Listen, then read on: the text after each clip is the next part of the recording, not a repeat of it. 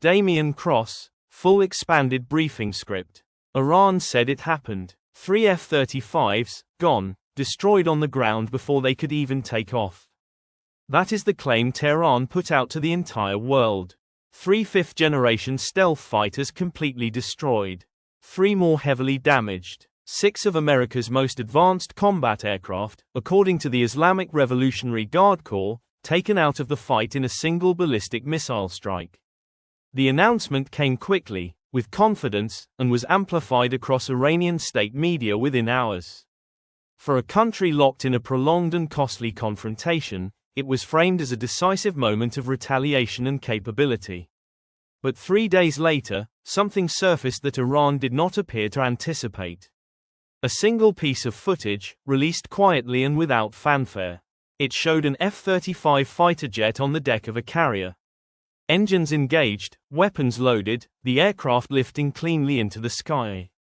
Not damaged, not destroyed, fully operational and flying. The video appeared only days after the claim that 6 of these same jets had been eliminated or crippled. That contradiction sits at the center of this briefing. Good day to all of you and welcome back. If you are joining us for the first time, we are glad you found your way here. Pull up a chair, get comfortable, and let's examine today's events carefully and without exaggeration. Before we begin, a brief request. If these briefings help you cut through competing narratives and understand what is actually taking place, consider subscribing. It costs nothing, takes only a moment, and ensures you do not miss the next analysis. And in the comments, tell us where you are watching from. This community stretches across continents, and we value seeing that reach. Now, to the core of the matter. It began with a formal announcement from the Aerospace Force of the Islamic Revolutionary Guard Corps. Standing before cameras, they stated that ballistic missiles had struck an American F-35 deployment and maintenance area at Al-Azraq Air Base, also known as Mouafaq Salti Air Base, in Jordan. The claim was specific: 3 F-35s completely destroyed, 3 more heavily damaged, and several American officers and technical personnel killed.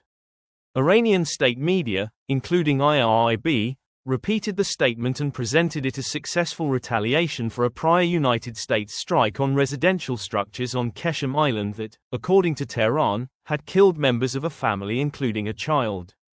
The story moved rapidly through Iranian channels. Screenshots, headlines, and bold declarations circulated. For an audience inside Iran that had absorbed months of conflict, economic pressure, and repeated setbacks, the claim offered a narrative of capability and payback.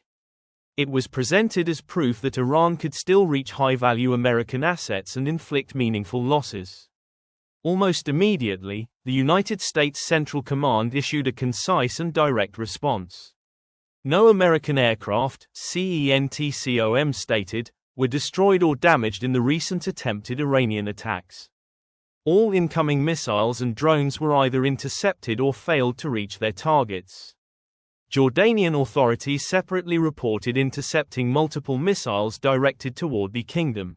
2 official narratives now stood in direct opposition, one claiming a major operational success, the other stating that nothing of the kind had occurred. Days later, the quiet footage appeared. An F-35 launching from a carrier deck, intact and operational. The timing of that release raised an obvious question. If 3 of these aircraft had been destroyed and 3 more damaged only days earlier, what was the origin of the footage showing one flying without apparent issue? Why release visual evidence of continued operational status so soon after the Iranian announcement? This is where careful analysis must begin. Not with emotion or partisan alignment, but with sequence, capability, and context. To understand the F-35 claim, the preceding days must be examined in order. The sequence did not begin with the base strike. It began with Iranian ballistic missile launches toward American positions in the region. CENTCOM described those launches as a surprise attack. Every missile was intercepted. Not one reached its intended target. For Iran, this was already a visible setback, a demonstration of force that produced no tangible result. The American response followed the next night. A heavy series of strikes hit targets associated with the Islamic Revolutionary Guard Corps along Iran's southern coast. Command nodes, missile and drone facilities, coastal surveillance sites, and locations linked to maritime operations were struck in coordinated waves. On the same day, additional sanctions were announced, increasing economic pressure. Strikes also targeted weapons sites used by Iranian-backed groups in eastern Iraq after a concentrated period of drone attacks against American forces.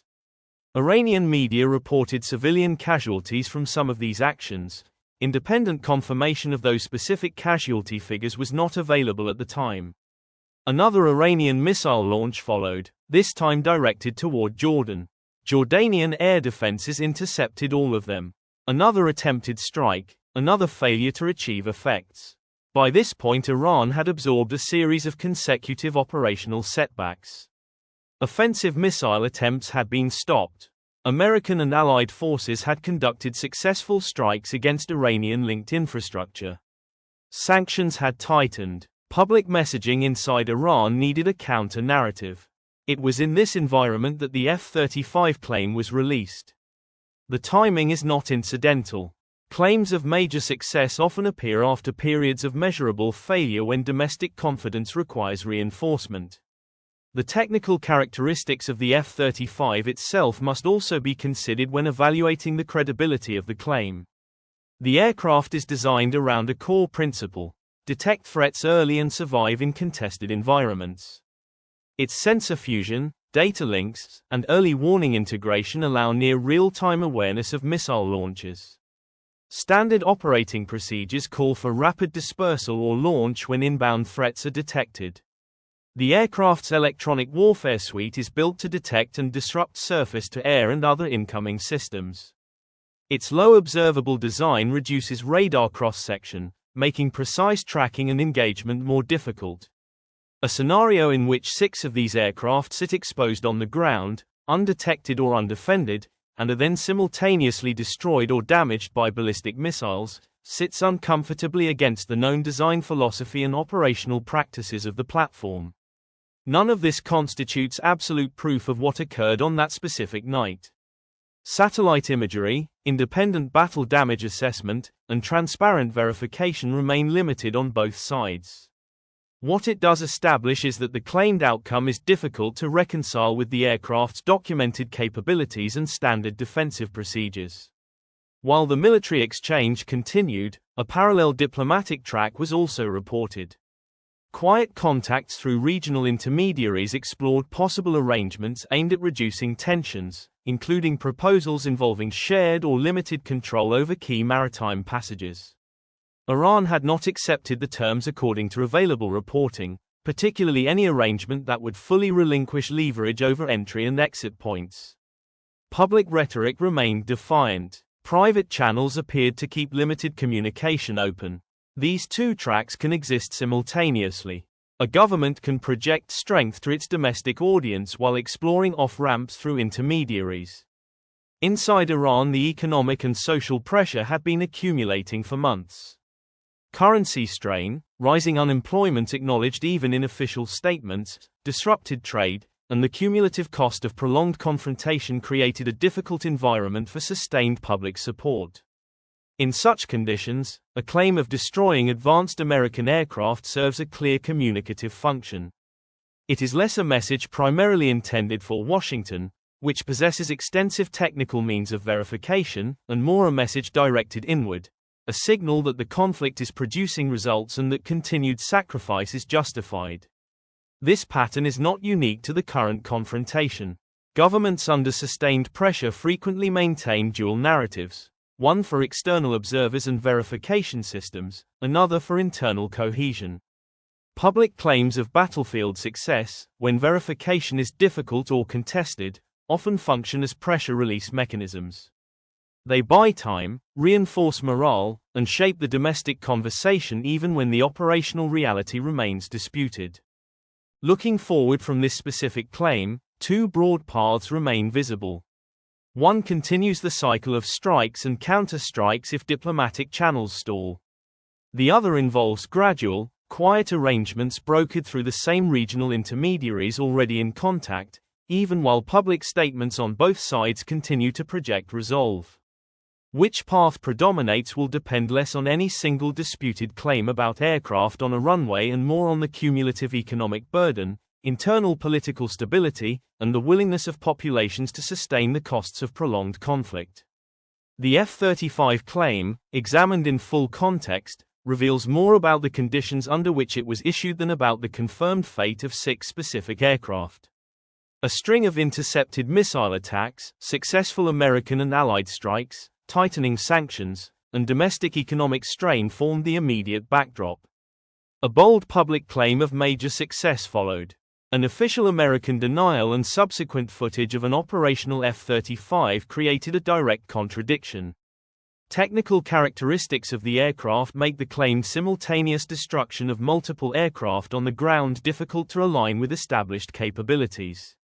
Dual messaging, defiant in public, exploratory in private, fits the broader pattern of a government managing both external pressure and internal expectations. This remains a contested information environment. Independent visual confirmation of destroyed F-35s has not been presented. CENTCOM's statement is clear and categorical. Iranian state media continues to assert the claim. The responsible approach is to present both positions, examine the sequence of events, assess technical plausibility, and note the domestic context that makes such a claim useful at that particular moment.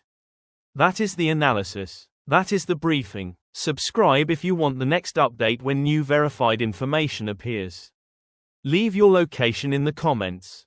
We will continue to track developments without speculation beyond the available evidence. The contradiction between the Iranian claim and the subsequent evidence requires a closer examination of what can and cannot be verified in real time during high-intensity conflict. When the Islamic Revolutionary Guard Corps announced that 3 F-35s had been destroyed and 3 more heavily damaged at Al-Azraq Air Base, the statement was precise in its numbers and location. It named the deployment ramp and maintenance facilities. It asserted personnel casualties among officers and technical staff. Iranian state media repeated these details with urgency, framing the strike as both retaliation for the Keshem Island incident and proof of operational reach. CENTCOM's response was equally precise in the opposite direction. No American aircraft were destroyed or damaged. All incoming missiles and drones were intercepted or failed to reach their targets. Jordanian authorities confirmed interceptions of missiles directed at the kingdom. These 2 official positions cannot both be fully accurate. One side asserts a major success, the other asserts total failure of the attack. In the absence of independent, high-resolution battle damage assessment released by a neutral third party, the public is left with competing assertions and limited visual material. The quiet footage of an F-35 launching from a carrier deck several days later does not, by itself, prove that the specific aircraft claimed destroyed at Al-Azraq remained intact. Aircraft can be rotated, replacements can be forward deployed, and carriers operate far from the Jordanian base. What the footage does establish is continued American willingness to show operational F-35s in the region shortly after the claim. In information environments where both sides carefully control imagery, the decision to release such footage is rarely accidental. It functions as a counter-narrative, a visual demonstration that the most advanced fighters remain available and flying. To evaluate the claim further, the physical characteristics of the target must be considered. Al-Azraq, also known as Muvafaq Salti Air Base, has hosted American aircraft for extended periods during regional operations. Hardened shelters, dispersal procedures, and rapid reaction protocols are standard for 5th-generation aircraft at forward locations. Ballistic missiles, even those with improved accuracy, face significant challenges when the targets are mobile, low observable, and supported by layered air defenses. Early warning systems, both space-based and terrestrial, provide minutes of notice after a launch is detected. In those minutes, aircraft can be moved, launched, or placed under protective cover. The F-35's own sensors and data links are designed to receive and act on such warnings. Electronic warfare capabilities add another layer. The aircraft systems are built to detect and disrupt threats across a wide spectrum.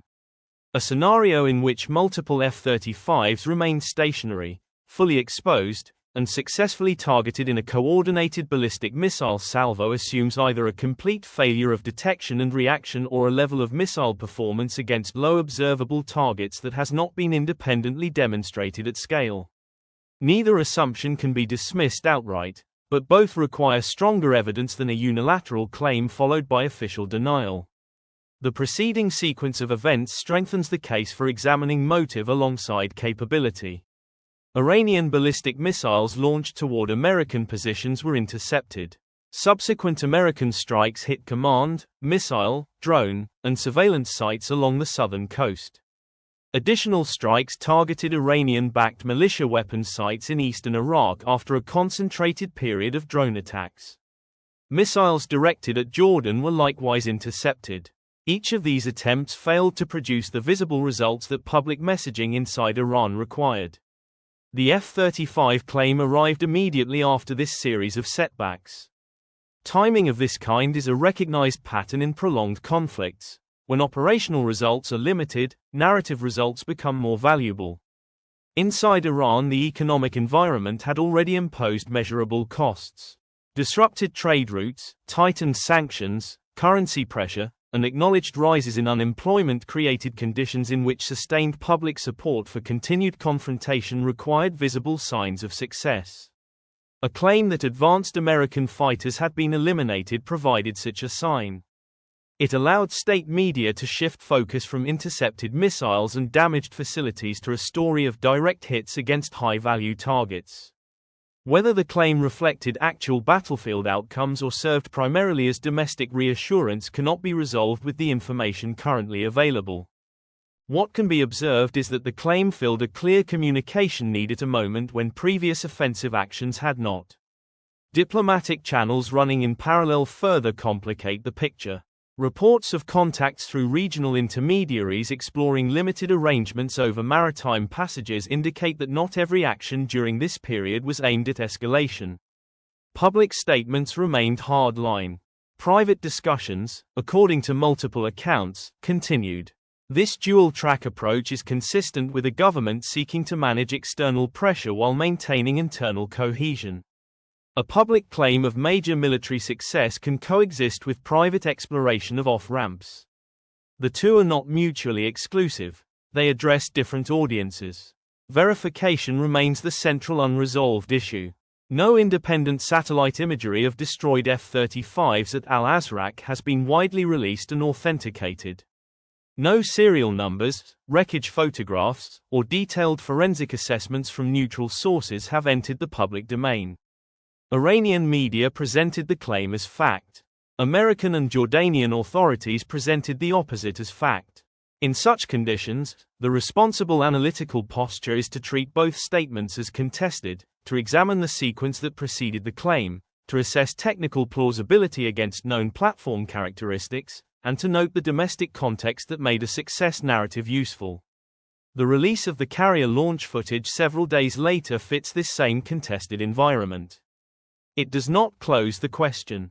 It does, however, demonstrate that American forces were prepared to show operational F-35 activity in the region after the Iranian announcement. In information warfare, timing of imagery often matters as much as content. The decision to make the footage available without extensive accompanying commentary suggests an intent to let the visual stand as quiet contradiction. Looking at the broader pattern of the conflict up to this point, claims of decisive hits on high-value American assets have appeared at intervals when Iranian forces faced cumulative pressure. Each such claim is met with rapid official denial and, frequently, with subsequent visual or operational indicators that the claimed losses did not materialize in the manner described. This does not prove that every Iranian claim is false.